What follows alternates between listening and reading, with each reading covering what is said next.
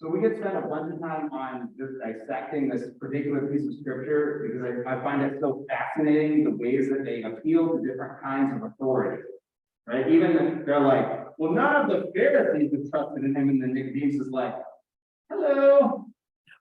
And they're like, well, they don't know the law. And Nicodemus is like, but doesn't it say? And they're like, shut up. Right? I mean, it's just, oh man. Christ and culture. We've been thinking about this all month. And what's interesting is it always gets set up as this binary, right? And so the assumption is that we should be all about Christ and not about culture. That culture is bad and Christ is good, and there should be this kind of like hierarchy. And some people have tried to do that, and we saw how that worked out, right? The people at Waco thought they were doing that. I'm just gonna say, right, that we need to be careful about saying that we can be on the right side. And they're on the left side or whatever. Because the thing that I'm finding is that in reality, the binary system is inherently false. Just think about any binary you've really bought into, and when you start really spending time examining it, it kind of starts falling apart. In my theological understanding, binaries are helpful in terms of framing out an issue, but they're not helpful in terms of solving an issue. They might help you understand some nuance or put some things in contrast in order to make sense of something. It's this and not that. It helps create categories, but those categories are usually arbitrary, right? And when you really get down to it, you're like, a salamander. Is that a lizard or a fish? That's kind of somewhere else. Light. Is it a wave or a particle? Right? Once we start really analyzing this stuff, it's really hard to actually put most things into categories unless we create a category that's so specific. The category is Andrew Conley Holcomb, and he fits perfectly into that category, and nothing else does. But how useful is a category that's a category of one thing? I like to think about us living in a world that's actually unipolar. So what I mean by that is sometimes we frame out our choices as they're good decisions or they're bad decisions, right? They're right decisions or they're wrong decisions. And what I love about postmodern theory, and I talk about this all the time, so I apologize if this is boring to you, but what I love about it is that it decided to look at this world that was all about progress and modernity and like getting things right and figuring things out and having answers and having solutions. Look at people like Thomas Aquinas who put together a whole system of the world and said, well, yeah, but that's not any more right than anybody else's system that they've ever put together. And we have lofty standards and expectations for itself, but in practice, it works out just about as well as kind of everything else does. And so what postmodernity says is, you know what, we're willing to concede that there is a truth, there is a reality, there is something that is absolutely real. The thing of it is that I'm only ever going to see it with my eyes, feel it with my skin, hear it with my ears, taste it with my mouth. What's the other sense? Smell it with my nose, thank you. On the nose. And so that means I'm always going to filter my experience of reality through my body in some way. I'm going to filter that experience of my body through my brain. And so everybody's going to experience reality, but they're all going to experience their own particular embodied reality. And part of the goal of language is to help us transcend that. We're only going to transcend that as much as we actually understand each other, right? Hanging out with somebody that speaks Dutch is not going to be very helpful for you in terms of transcending reality, except for occasionally you hear something, they'll point at something, you're like, oh, that means fish. Got it.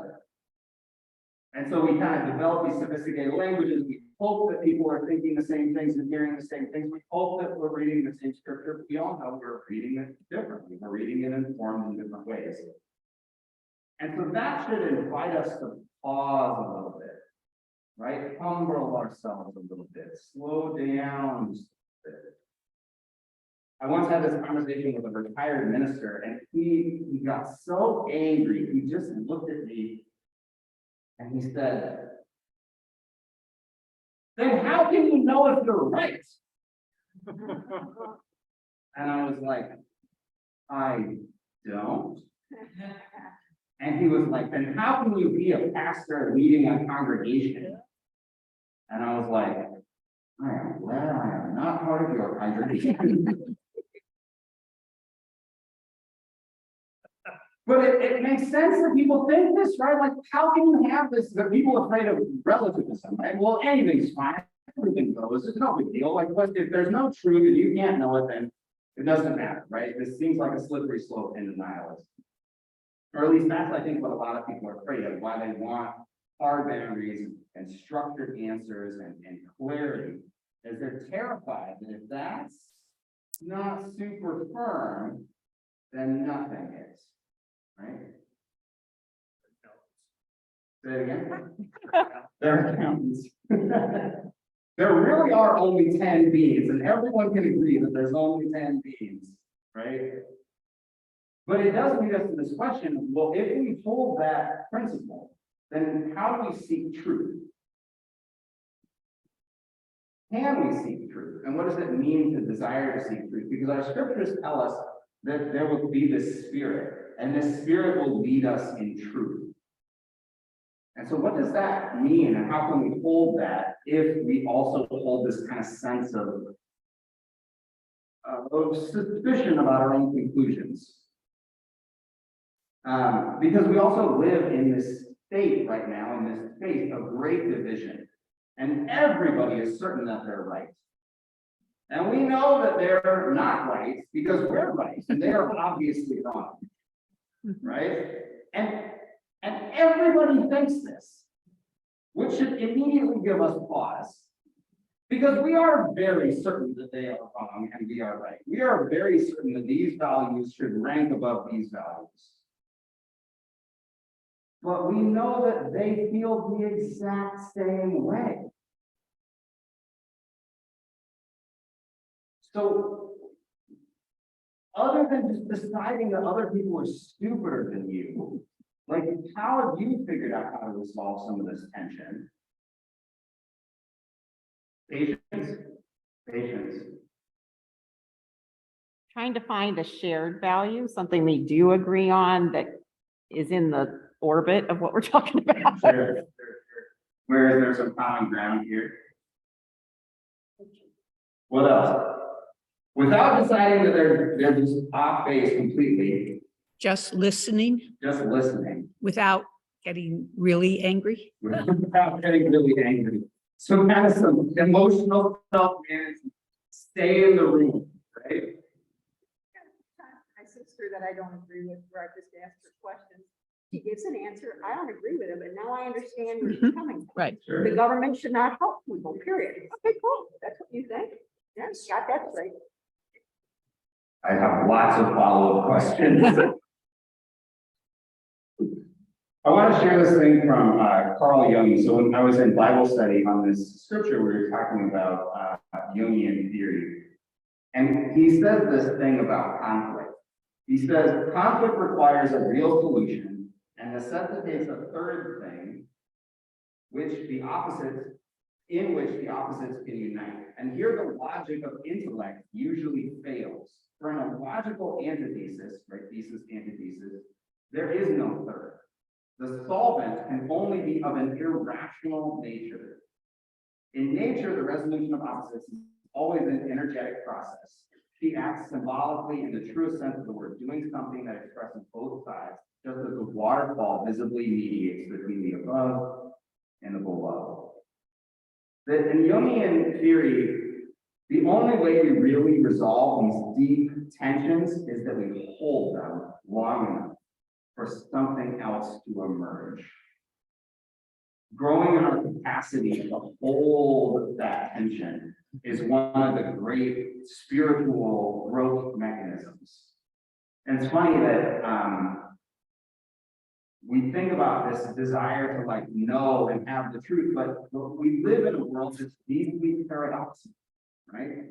We live in a world that doesn't make a lot of sense. I mean, when Niebuhr writes about this concept of Christ and culture and paradox, he says, you know, how do you hold the tension that you are deeply beloved and cared about by God, and that you are inherently sinful in nature. Now, I want to nuance this statement with, you have to remember that something that's true all the time is irrelevant in a certain sense, right? If something is always true, then it doesn't impact this moment differently than that moment. What we've done, especially on the left, is we have made sin with like moral failure. But that doesn't make any sense, guys. It doesn't make any sense to call sin moral failure if all have sinned and fallen short of the glory of God. Like, I think in the modern times, especially as we've tried to counter a lot of right-wing domination, we're right, you're wrong propaganda, we like let go of this concept of sin. But if you think about it, sin could just be another way of saying the postmodern foundation, which is we all see imperfectly, we all see personally, we all see contextually. And that means that when we're looking at the infinite of God, we're not going to get it accurate. We're going to miss the mark, right? I use a physics metaphor on this one to help out. So if God and perfect goodness is an infinitesimally small point, would everyone just take a minute and point at my finger? Okay. Now, if you all had lasers and there was an infinitesimally small point at the top of my finger, all of you would miss, right? We can all agree on that, right?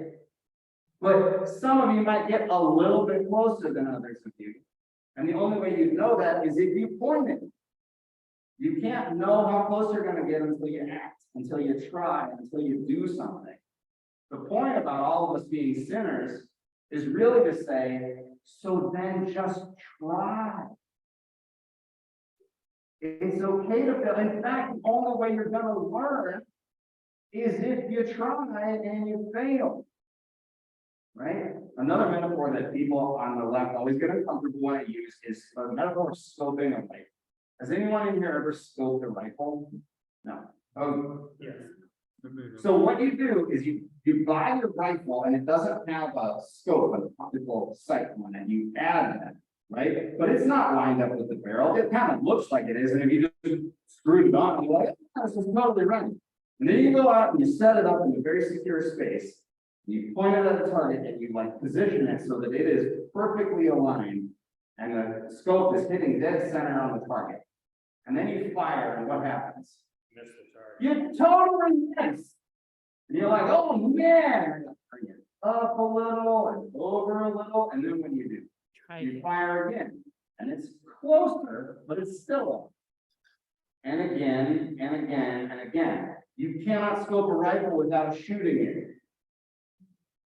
You cannot become more in alignment with God without screwing it up. When people say sinners go to hell, I'm like, then who's left? I was at Folk Life yesterday, and all these guys have these giant signs, and I just look at them and I just think, who do you think you are that you're free of this? Like, you think you're on the right side of this? We're all on the right side of this. But they don't like that. This guy was just yelling, be righteous. I'm just like, what in the world does that mean? Ego. Ego. Meanwhile, how many was it? It was like 180 people were arrested on the freeway in the Netherlands, disrupting traffic this weekend as a call out about climate change.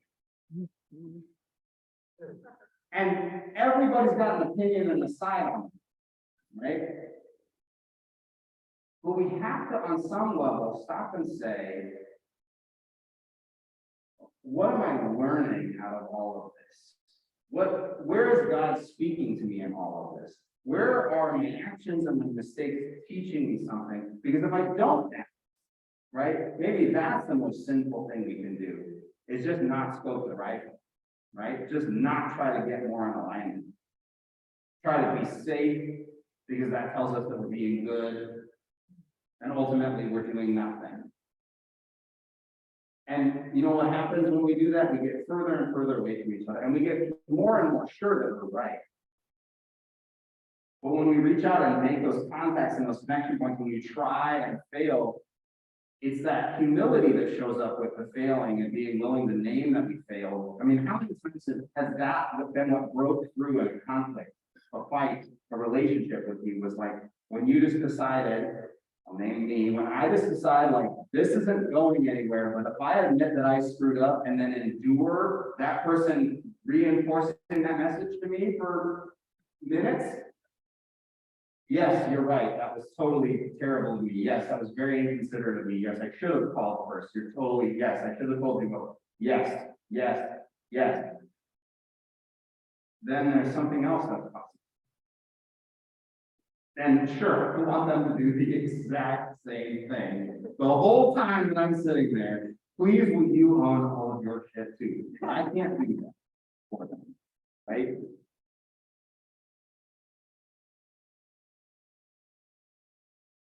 We have been trained to trust in the authorities. We have been trained to trust in people with confidence. Our society has in large measure encouraged us to trust people in charge, right? And the scriptures are really calling on that same thing. Well, how can you listen to him, not us? Trusted in him, and you know that we're the ones who really haven't figured out. Or just like that person like rashly walks out and does the thing, and everybody's like, oh, it must be good because the person walked down there. I think what's happened though is that we've learned to not necessarily trust ourselves so much. We're looking for somebody else to make it okay, to clarify it, to do the work, and we can just say, oh yeah, no, they've got it right, because I don't want to fail, but I'll just follow along with somebody who's already got it figured out. But Jesus says, you know what, guys? I'm going to be gone, and you can't follow me anymore in the same way that you did before. But this thing is going to happen. And inside of you, the Spirit is going to come, and you'll be able to go out and act and screw it up and try again and try again, because there will be this force that will be helping to guide and shape you. And you can trust in that enough that you can be less anxious about doing it right or being good. You can just try, and I'll be with you. The Spirit will be with you. And sometimes we make the Spirit this like amazing, like an out of body experience that happens to people. But I'm guessing that in those conversations about how do you go through the hard thing, there's that quiet knowing that was a big part of that.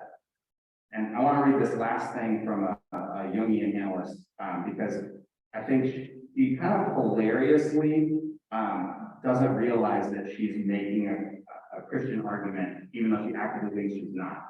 She said, outer circumstances may remain the same, but a change takes place in the individual.